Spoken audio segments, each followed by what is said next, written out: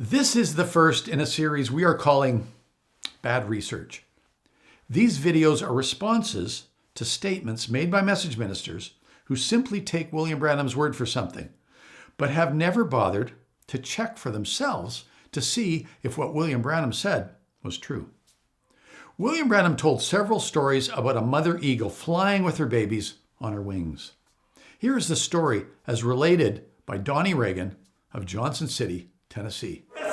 You remember how that mama eagle would let them little eagles down there and they'd turn around in them green valleys and boy, they'd turn over one or after another, and that mama would look back to there and see a great storm coming up and she would let out a scream and them little eagles would come and climb right up on her wings and each one of them would grab a feather in its mouth. Oh, they were not able to face the storm. They didn't have to. They was on mama's back.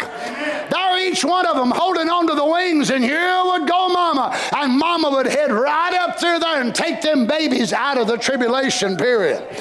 I went to 3 ornithologists, scientists who study birds, to determine whether such behavior had ever been seen.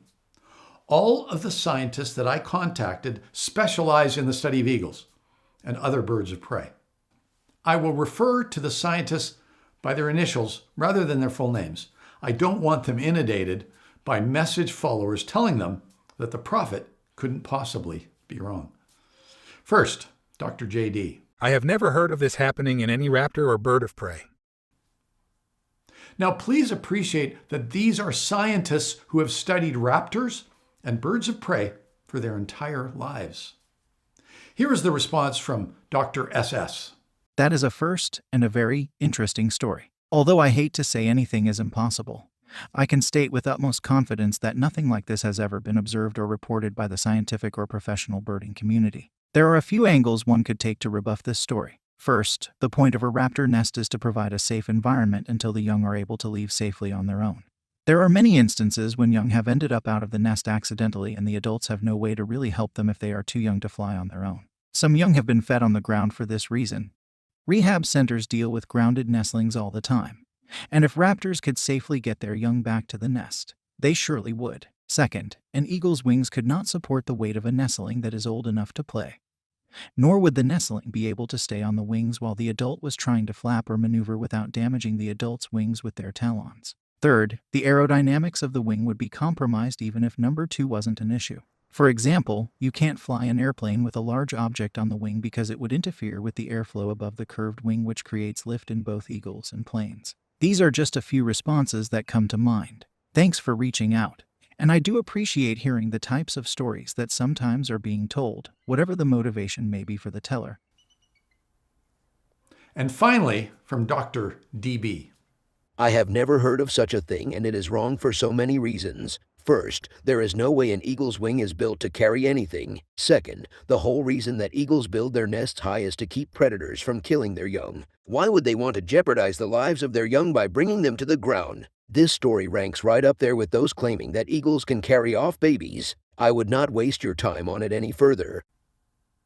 3 scientists who specialize in the study of eagles confirmed that William Branham could not have seen what he said he saw. This behavior has never been observed by anyone studying eagles, ever. I do understand that some might say that this is in the Bible, but that is not true. God refers to how he lifted Israel up on eagle's wings and brought them to him. Moses also says that as an eagle protects its nest, hovering over its young, God spread out his wings, took hold of Israel, and carried him on his back. But these are analogies. The Bible does not say that real eagles carry anyone. It simply states that eagles protect their nest and hover over their young. No serious Bible student thinks that God literally picked up Israel on the wings of a bird.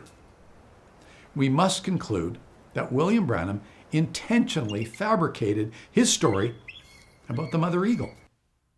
Unless, of course, William Branham was actually in another dimension with his binoculars. The Apostle Peter warns us in 1 Peter chapter 2, verse 3, of teachers who exploit others with fabricated stories. If you are a follower of the message, ask yourself the following questions. Why would William Branham lie about something like this over the pulpit?